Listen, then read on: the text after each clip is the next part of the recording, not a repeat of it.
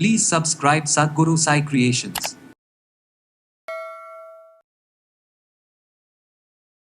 Insulin அதாவது சர்க்கரை குறைபாடை சரி செய்வது. சர்க்கரை வியாதி அல்ல, குறைபாடு. அதிக சோகத்தில் இருக்கிறவங்க, டென்ஷனில் இருக்கிறவங்க, பணம் பறி போனவங்க, ஆபத்தில் இருக்கிறவங்க, எப்பொழுதுமே சோகத்தில் இருக்கிறவங்களுக்கெல்லாம் பேன்க்ரியாஸ் இமீடியட்டாக இன்றைக்கி நல்லா ஒர்க் பண்ணியிருக்கும். மதியம் 12 மணிக்கு ஒர்க் பண்ணியிருக்கும். 1 ஹவர்லேருந்து ஒர்க் பண்ணாமல் போகும். மெடிசன் எடுத்து திருப்பி ஒரு மாதம் கழித்து கேப்பு டெஸ்ட் பண்ணணும்.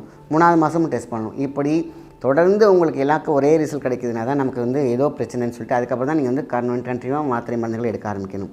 இதுக்கப்புறம் இதை எப்படி ஸ்டிமுலேட் செய்வது, கணையத்தை எப்படி இயங்க வைப்பது, நல்ல டயர்டாக இருக்கவங்களுக்கு எனர்ஜி எப்படி கொடுக்கறது, அதான் சக்தி ஓட்ட பாதை. ஒரு உறுப்பு செயல் இழந்துச்சா இல்லையா அப்படிங்கிறது கொஞ்சம் டைம் கொடுத்து அதை பார்க்கணும். அது தூங்குறா, இல்லை வேலை செய்யலையா, இல்லை கண்டம் ஆயிடுச்சா, இல்லை ஃபெயிலியரா, இல்லை ஒர்க் பண்ணாமல் இருக்கா, அதுக்கப்புறம் தான் லாஸ்ட்டு தான் கண்டம் ஸ்டேஜில் வருது.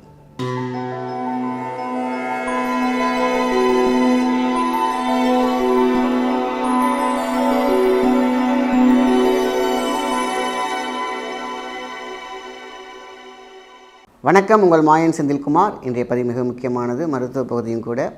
இன்சுலின் அதாவது சர்க்கரை குறைபாடை சரி செய்வது. சர்க்கரை வியாதி அல்ல, குறைபாடு. அது வேலை செய்யாமல் இருக்கும். தட்டி எழுப்பி வேலை செய்ய வைக்கணும். இதை யாரும் செய்வது கிடையாது. மாற்றாக தான் அந்த ஒரு இன்சுலின் சுரபி நம்மளுடைய கணையம் வேலை செய்யலை அப்படின்னா அதை தூண்டணும், தட்டணும், வேலை செய்யறதுக்கான மெடிசின் சாப்பிடணும். அதெல்லாம் செய்யலை, டோட்டலாக கண்டமான பிறகு தான் மற்ற மருந்தெல்லாம் ஆரம்பமாக எடுக்கணும். நம்ம ஆரம்பமே என்ன பண்ணுறோம், மாற்று உறுப்புகளாக நம்ம என்ன பண்ணுறோம், மாத்திரை சாப்பிட ஆரம்பிச்சிடுறோம். ஸோ இதைத்தான் நம்ம கவனமாக இருக்கணும். ஒருத்தன் ஏதோ ஒரு காரணத்தினால ஜுரம் அடிச்சிருக்கலாம், இல்லை படுத்து தூங்கலாம், டயர்டாக இருந்திருக்கலாம். இந்த 3 மாரி தான் உறுப்புகளுக்கும் உண்டு. அந்த நேரத்தில் என்னாகும், சுகர் மேலே இருக்கும், இறங்கி இருக்கும், வேலை செய்யாமல் போயிருக்கும். அப்போ மூளையாகிய சூப்பர்வைசர் பண்ணி அதை கண்டுபிடிச்சி தட்டி எழுப்புறதுக்கான நேரத்தை நம்ம கொடுக்கறதே இல்லை. போகிறோம், டக்குனு உனக்கு ஒரு டெஸ்ட் எடுக்கிறோம், இமீடியட்டாக உங்களுக்கு சுகர் கூட இருந்துச்சுன்னா சுகர் நோயாளின்னு ஒரு சர்டிஃபிகேட் கொடுத்துட்றாங்க. என்ன காரணம் வேணாலும் ஒருத்தனுக்கு பேன்க்ரியாஸ் வேலை செய்யாமல் இருக்கும். அதிக சோகத்தில் இருக்கிறவங்க, டென்ஷனில் இருக்கிறவங்க, பணம் பறி போனவங்க, ஆபத்தில் இருக்கிறவங்க, எப்பொழுதுமே சோகத்தில் இருக்கிறவங்களுக்கெல்லாம் பேன்க்ரியாஸ் இமீடியட்டாக இன்றைக்கி நல்லா ஒர்க் பண்ணியிருக்கும். மதியம் 12 மணிக்கு ஒர்க் பண்ணியிருக்கும். 1 ஹவர்லேருந்து ஒர்க் பண்ணாமல் போகும். டயர்டாக இருக்கும், இல்லைனா ஏதாவது டிஸார்டர் இருந்திருக்கும், அது ரெஸ்ட் எடுத்திருக்கும். ஸோ இது ஒரு திருப்பி 1 வாரமோ 10 நாளுக்குள்ளே திருப்பி அதுவாக ரிவைஸ் பண்ணிக்கும். நம்ம அதுக்குள்ளே போய் நம்ம என்ன பண்ணுறோம், டயர்டாக இருக்கும், போகும்போது ஜுரம் அடிக்கும். ஏன் டயர்டாக இருக்கீங்க, ஒரு டெஸ்ட் எடுத்து பார்க்கும்போது அந்த நேரத்தில் நம்ம நேரம் பாருங்கள் சுகர் கூட இருக்கும். ஆனால் அப்போதைக்கு அது வேலை செய்யாமல் இருந்திருக்கும் இல்லையா, அப்போ தான் நம்ம மாட்டிக்குவோம். ஆக மொத்தத்தில் சுகர் அடுத்தவங்களுக்கு கன்ஃபார்ம் பண்ணுறதுக்கு நம்ம ஒரு 3 டெஸ்டஸ் எப்படின்னா, நம்ம கொஞ்சம் கேப் விட்டு ஒரு சுகர் கூட இருக்குது அப்படின்னா மைல்டாக நம்ம ஹோம் ரெமடியாக கொஞ்சம் எடுத்துக்கலாம். மெடிசன் எடுத்து திருப்பி ஒரு மாதம் கழித்து கேப்பு டெஸ்ட் பண்ணணும். 3ஆவது மாதமும் டெஸ்ட் பண்ணணும். இப்படி தொடர்ந்து உங்களுக்கு எல்லாருக்கும் ஒரே ரிசல்ட் கிடைக்குதுன்னா தான் நமக்கு ஏதோ பிரச்சனைன்னு சொல்லிட்டு அதுக்கப்புறம் தான் நீங்கள் கண்டினியூவாக மாத்திரை மருந்துகள் எடுக்க ஆரம்பிக்கணும். ஸோ அதெல்லாம் தாண்டி ஒரு எக்ஸாம்பிள் தான் உங்களுக்கு சொல்லியிருக்கேன். இதுக்கப்புறம் இதை எப்படி ஸ்டிமுலேட் செய்வது, கணையத்தை எப்படி இயங்க வைப்பது, நல்ல டயர்டாக இருக்கவங்களுக்கு எனர்ஜி எப்படி கொடுக்கறது, அதான் சக்தி ஓட்ட பாதை. அதுக்கு தான் நான் அடிக்கடி சொல்கிற விஷயம், எனர்ஜியை தூங்குறவனை எழுப்பி விடுறதுக்கு ஒரு தட்டு வைத்தியம் இருக்குதுன்னு சொன்னேன். அதுக்கும் அங்கேருந்து குதித்து வந்துட்டாங்க நிறைய பேர். இது எப்படி தட்டுறதுனால இன்சுலின் சுரக்கும், ஸ்டிமுலேட். தூங்குறவனை தட்டினா எழுந்திரிப்பானா மாட்டானா. அதேமாரி தான் வர்ம வைத்தியம் எல்லாமே தட்டி அதை தொட்டு சாம வர்ம ஹீலிங் கொடுத்து அதை ஏந்திரிக்க வைக்கிறது தான். இன்சுலின் தானாக சுரந்துடாது, தட்டி ஏந்திரிக்க வைக்கணும். இதுதான் நான் நிறைய ப்ரொசீஜர்ஸ் இருக்குது, நான் அதுக்கு சொல்ல வரல. ஆனால் நம்ம ஃபஸ்ட்டு தட்டுற மூலியமாக, கை தட்டுவதன் மூலமாக பேன்க்ரியாஸ் ஏரியாவை ப்ரெஷர் பண்ணுறதுனால அதுக்கு சம்மந்தப்பட்ட ஏரியாவை நம்ம தூண்டி விடுவதன் மூலமாக இன்சுலின் சுரக்க ஆரம்பிக்கும். இதுதான் இயற்கை. அதனால தான் தூங்குறவனை தட்டி விட்டு எழுப்புறோம். டெட் ஆகிட்டான்னு வச்சிங்களேன், அவனை எழுந்திரிக்க வைக்க முடியாது. அப்போ தான் அவனுக்கு பதிலாக இன்னொருத்தனை நம்ம வேலைக்கே அமர்த்தணும். இதுக்கு ஒரு டைம் இருக்குது, செக் பண்ணி. நாடி அடங்குதல் அப்படின்றது நிறைய விஷயமே இருக்குது. ஏன் நான் அவ்வளோ டீட்டெயிலாக சொல்கிறேன் அப்படின்னா, ஒரு உறுப்பு செயல் இழந்துச்சா இல்லையா அப்படிங்கிறது கொஞ்சம் டைம் கொடுத்து அதை பார்க்கணும். அது தூங்குறா, இல்லை வேலை செய்யலையா, இல்லை கண்டம் ஆயிடுச்சா, இல்லை ஃபெயிலியரா, இல்லை ஒர்க் பண்ணாமல் இருக்கா, அதுக்கப்புறம் தான் லாஸ்ட்டு தான் கண்டம் ஸ்டேஜில் வருது. ஸோ அதை வரைக்கும் நம்ம டைம் கொடுத்து அதை டெஸ்ட் பண்ணி அது கரெக்டாக இருக்கா, நம்ம அந்த உறுப்பு வேலை செய்யலையான்னு நம்ம டைம் கொடுக்குறதே கிடையாது.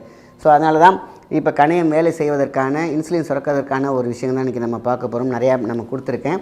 ஸோ இந்த இன்சுலின் அழகாக நல்லா சுரக்க வைக்கிறதுக்கு கொய்யா இலையினால் முடியும். கொய்யா இலை வந்து பார்த்திங்கனாக்கா நீங்கள் எல்லா மருந்தும் எடுத்துக்கோங்க. பட் அந்த கொய்யா இலை இருக்க பார்த்திங்கன்னா 4-5 கொய்யா இலை காலையில் எழுந்திரிச்சு நல்லா கொதிக்க வச்சு அந்த தண்ணியை நம்ம குடிக்கும்பொழுது பேன்கிரியாஸ் சீண்டப்படும், தூண்டப்படும். அதேமாதிரி வயிறு சூப்பராக இருக்கும். என்றைக்குமே வயிறு தான் எல்லா பிரச்சனையுமே காரணம். ஜீரண சக்திகள் இனிமேல் சக்தியோட 5 எலிமெண்ட்ஸில் ஏதோ ஒன்று குறையும் பொழுது ஏதோ ஒரு உறுப்பு செயலிழக்கும், இல்லைனா அது வேலை செய்யாமல் இருக்கும் இல்லையா, அந்த இடத்துல ஸ்டக்காகி நிற்கும். நம்ம எங்கேயாவது புதுசாக ஒரு ஊருக்கு போகிறோம், டக்குன்னு எல்லா வேலையும் தெரிஞ்சிருமா, ஸ்டக்காகி முடிச்சிடுவோம்ல, அப்பா ஒரு தடவை நான் ஸ்டக் ஆகிட்டேன்ப்பா ஒரு நிமிஷம் அப்படின்னு சொல்லுவாங்க இல்லையா. அதுமாரி உறுப்பு ஸ்டக்காக இருக்கும், சில நேரத்தில் ஸ்டிக்காக இருக்கும், சில நேரத்தில் இயங்காமல் இருக்கும், சில நேரத்தில் இயங்கிக்கிட்டு இயங்காமல் இருக்கும். அதுதான் விஷயம். கரெக்டாக தட்டி தூக்கி நம்ம சொல்லுவோம்ல, ஒரு இது ரேடியோலாம் அந்த கட்டில் பல்லனா தட்டினோம்னா லைட்டாக பாட ஆரம்பிக்கும்ல, அந்த மாதிரி ஃபஸ்ட்டு ஸ்டிமுலேஷன் கொடுக்கணும், அதுக்கப்புறம் மருந்து கொடுக்கணும், அதுக்கப்புறம் எல்லாம் தாண்டி வேலை செய்யலைன்னா தான் நம்ம மாற்று உறுப்பாகியே நம்ம மருந்து எடுக்கணும். புரியுதுங்களா? இதுதான் நீ நல்லா தெரிஞ்சிக்க வேண்டிய விஷயம். சரி, இப்போ கொய்யா இலை, இந்த கொய்யா இலையை நம்ம காலையில் எழுந்திரிச்சு குடிக்கிறதுனால 100% என்னாகும், உங்களுக்கு இயங்காமல் இருக்கிற விஷயங்கள் இயங்கிக்கிட்டு இயங்காமல் இருக்கும் பார்த்திங்களா, அதெல்லாம் ஸ்டிமுலேஷன் பண்ணி எழுந்திரிக்க வச்சிடும். அப்போ தானாக நம்மளுடைய ஸ்டிமுலேஷன் இருக்கும். ஸோ அப்போ தூண்டுதல் இருக்கும், சுரக்க வைக்கக்கூடிய சாத்தியக்கூறுகள் நிறையா இருக்குது. இது ஒரு வகையான வைத்தியம். அடுத்தது செலைவாய்ஸை அடுத்த இன்சுலின். அதனால் நொறுங்க தின்னா 100 வயசு அப்படின்னு சொன்னாங்க.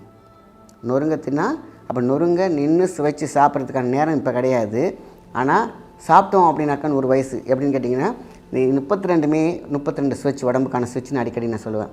அப்போது இந்த ஸ்விட்சை நம்ம கரெக்டான விஷயங்களை பொறுமையாக இயக்கணும் அப்படின்னா, இங்கே நம்மளுடைய சுவைநாளங்கள், இந்த பட்ஸ் இருக்குது பார்த்திங்களா, இந்த எச்சி ஊறுது பார்த்திங்களா, இந்த சலைவா ஊறுது பார்த்திங்களா, அதை விட மிகப்பெரிய ஒரு இன்சுலின் கிடையவே சூப்பராக இருக்குது, அற்புதமாக இருக்கும்.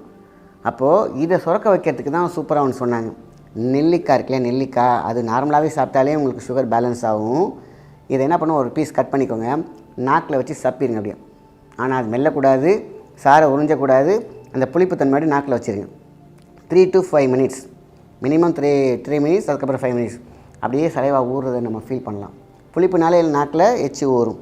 அப்போது என்ன பண்ணுறோம், கீரி ஒரு சின்ன ஒரு பீஸ் எடுத்து, அதான் ஒரு அந்த ஆப்பிள் கட் பண்ணுவோம் இல்லையா, அந்தமாதிரி கட் பண்ணி வாயில் வச்சிடணும், நாக்கில் வச்சு அப்படியே வாயை மூடிடுங்க ஒரு 3 minutes. அங்கே நடக்கக்கூடிய மேஜிக் என்ன, நாக்கில் இருக்கக்கூடிய சுவைநாளங்கள் பட்ஸ் எல்லாம் கடன்னு வேலை செய்ய ஆரம்பிச்சிடும். எங்கெங்கெல்லாம் உடல் உறுப்புகளில் இயங்காமல் இருக்கோ இயங்க ஆரம்பிச்சிடும். அது கேட்க ஆரம்பிக்கும், குடுன்னு. அப்போது இங்கே எப்படி இங்கே இன்சுலின் மாதிரி சுரக்குதோ, அந்த சலைவா சுரக்குதோ, அங்கங்கே இயங்காமல் இருக்கிறதெல்லாம் இயங்க ஆரம்பிக்கும். அப்போ என்ன பண்ணுறோம், கடைசியில் அதுக்கப்புறம் ஒரு 3 minutes கடித்து மென்று அப்படி பொறுமையாக சாப்பிடும் பொழுது எல்லா இயக்கங்களும் இயங்க ஆரம்பிக்கும். இது ரொம்ப ரொம்ப சூப்பரான மெத்தட். இது காலையிலையும் செய்யலாம், ஈவினிங் டைமில் நீங்கள் ஃப்ரீயாக இருக்கும்போது செய்யலாம். ஸோ அதுக்கப்புறம் முழு நெல்லிக்காய் உங்களால் சாப்பிட முடிஞ்சாலும் சாப்பிட்டுக்கோங்க. ஐயோ எனக்கு புளிப்பாக இருக்குது வேணான்னு நினைக்காதீங்க. இது ஒரு பெரிய மாற்றத்தை உண்டு பண்ணும். இது இன்சுலின் சுரக்க வைக்கக்கூடிய ஒரு விஷயம். ஒன்று கொய்யா இலை, அடுத்தது இந்த ஒரு மெத்தட். 3வது மெத்தட் சீரகம், அகத்தை சீர் செய்யும் சீரகம். சீரகத்தை என்ன பண்ணுறீங்க, பொன்மருளாக வறுத்து ஒரு 100 கிராம், நான் பேச்சுக்கு சொல்கிறேன், நீங்கள் எவ்வளோனா செஞ்சு வச்சுக்கலாம். 100 கிராம் என்ன பண்ணுறீங்க, எடுத்து வச்சுக்கிறீங்க. லெமனை புழிஞ்சு வச்சுருங்க. அது இந்த சீரகம் அந்த லெமன் சாரில் ஊறணும். ஊறி நீங்கள் கையெல்லாம் போட்டு பண்ணாமல் ஒரு க்ளவுஸ் போட்டுக்கோங்க. ஏன்னா க்ளவுஸ் போட்டால் மட்டும் தான் உங்களுக்கு ஃபங்கஸ் வராது. என்ன பண்ணுறோம், இது அப்படியே நிழல்வாக காய வச்சு அப்படி கிளறி விட்டு கரண்டியால் நல்லா காய வச்சுருங்க.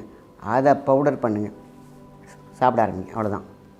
ஜீரகத்தில் லெமனில் ஊறின ஜீரகத்தை காய வச்சு பொடி பண்ணி காலையில் ஒரு ஸ்பூன், ஈவினிங் ஸ்பூன் சும்மாவே வாயில் போட்டு சாப்பிட்லாம். ஜீரண கோளாறு இருக்காது. ஜீரண கோளாறு தான் இன்சுலினை பாதிக்குது, இன்சுலின் சுரப்பியை பாதிக்க வைக்கும். இப்போ அது சரி செஞ்சிடும். வயிறில் இருக்கக்கூடியதெல்லாம் சூப்பராக வேலை செய்ய ஆரம்பிச்சிடும். நாக்கில் இருக்கக்கூடிய சுயநாளங்கள் வந்து பார்த்திங்கன்னா சூப்பராக்கிடும். ஆக மொத்தத்தில் இன்சுலினை பெருக்கியாக இந்த ஜீரக அகம் இருக்கும். சூப்பராக இருக்கு இல்லையா? ஸோ இந்த மெத்தடே போதுமான விஷயம். இன்னும் நிறைய சொல்லிக்கிட்டே போகலாம். அதனால தான் ஸ்டிமுலேஷன் அப்படிங்கிறது தான் நான் சொன்னேன், தட்டுதல் மெத்தட்.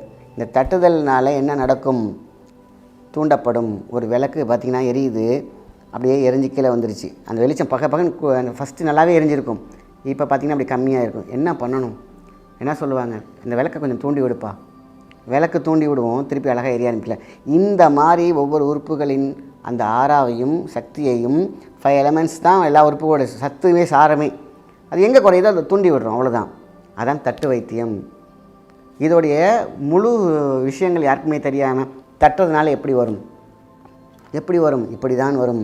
ஸ்டிமுலேஷன், புத்துணர்ச்சி வரும். தட்டினா புத்துணர்ச்சியாக இருக்கணும்னு சொல்ல முடியும் போது என்ன புத்துணர்ச்சி ஆகும்? தட்டினா புத்துணர்ச்சி ஆகுவீங்க, தூங்கிட்டு இருந்தால் முழிச்சிடுறோம். அப்போ தூங்கிட்டு இருக்க உறுப்புகளும் முழிக்கும் தானே. இதெல்லாம் முன்னோர்கள் செஞ்சது. இன்றைக்கி ஈஸியாக வாய் இருக்குது, 32 பல் இருக்குங்கிறதுனால டக்கு டக்குன்னு எல்லாருமே சொல்லிடுறாங்க. ஒவ்வொரு விஷயமும் நம்ம முன்னோர்கள் பார்த்து பார்த்து பார்த்து செய்கிற விஷயம். இன்றைக்கெல்லாம் வந்து ஏதோ ஒரு கண்டென்ட் பேசணும், ஏதோ ஒரு விஷயம் பண்ணணுன்ட்டு நம்மளுடைய பாரம்பரியான வைத்தியத்தை பல பேர் குறை சொல்கிறது வந்து கஷ்டமாக தான் இருக்குது. எது வேணாலும் சொல்லலாம். இன்றைக்கி வந்து பேச்சுரிமை எல்லாத்துக்குமே இருக்குது. அது நல்லதா கெட்டதா? ஒரு சயின்டிஃபிக்கல் லாஜிக் இருக்குது. ஒன்று வந்து காலிங் பெல் வெளியில் தட்டினோம்னா இங்கே வந்து ஓடி வந்து கதவை திறக்கிறோம், இல்லைனா கத்தி கதறிட்டு கிடக்கணும். ஆக ஒரு சுவிட்சை தட்டினா ஒரு இயக்கம் இருக்கும், ஒன்று தட்டினா ஒரு ரியாக்ஷன் இருக்கும், ஒரு ஆக்ஷனுக்கு பின்னாடி ஒரு ரியாக்ஷன் இருக்கும். அந்த ஆக்ஷன் கண்டிப்பாக அது ரியாக்ஷனை கொடுக்கும். அது நல்லதா கெட்டதாங்கிறதுலாம் அடுத்த விஷயம். ஆனால் ஒரு ரியாக்ஷன் இருக்குதுன்னு சொன்னோம் இல்லையா? அதனால தான் எந்த உறுப்புக்கு எந்த உறுப்பில் இருக்கக்கூடிய இடத்தை தட்டினோம்னா அந்த உறுப்பு செயல்படும் என்பதே வர்மம். அதை தான் அந்த தட்டு வைத்தியத்தில் அழகாக நான் சொல்லியிருந்தோம். நிறைய பேருக்கு அழகாகவே நல்லா ஸ்டிமுலேட் ஆகிருந்துச்சு. அதுக்கப்புறம் இந்த மாதிரி ஸ்டிமுலேஷன் கொடுத்து அப்புறம் போஷாக்கு கொடுக்கணும் இல்லையா? அதுக்கு தான் இந்த மாதிரி கொய்யா இலை சாறு, இந்த அகத்தை சேரக்கூடிய சீரகம் இப்படிலாம் சேரும் பொழுது சூப்பராக இருக்கும். இப்போ கண்டம் ஆயிடுச்சு அப்படிங்கிற பட்சத்தில் தான் நம்ம அடுத்தடுத்த மெடிசனை எடுக்கணும். ஃபஸ்ட்டு வேலை செய்யாது, அதுக்கப்புறம் வேலை செய்ய மறுக்கும், அதுக்கப்புறம் வந்து இயங்க மறுக்கும். அதுக்கு இந்த நேரத்தில் நம்ம இதெல்லாம் கொடுத்து ஒருத்தனை வந்து தூங்கி ஓட விட்டுறணும். எல்லாம் சேர்ந்து ஃபெயிலியர். அதுக்கப்புறம் கண்டம். இந்த கண்டம் ஸ்டேஜ் வரப்போ தான் அடுத்தடுத்த மெடிசன் நம்ம போகணும். இந்த கண்டம் ஸ்டேஜெலாம் பார்த்திங்கன்னா ஆரம்பத்திலே அதை கொண்டு வந்து கொடுத்துட்றாங்கிறதுனால இந்த பதிவு இவ்வளோ டீட்டெயிலாக சொல்லியிருக்கேன். ஆக இதை மட்டும் நம்ம வந்து பயன்படுத்தி வந்தாலே போதுமான விஷயம். அற்புதமான மாற்றம், வாழ்வியலில் நல்ல ஆரோக்கியத்தோடு வாழ முடியும். நல்ல விஷயத்தை மட்டும் ஷேர் பண்ணுங்கள். நன்றி, வணக்கம்.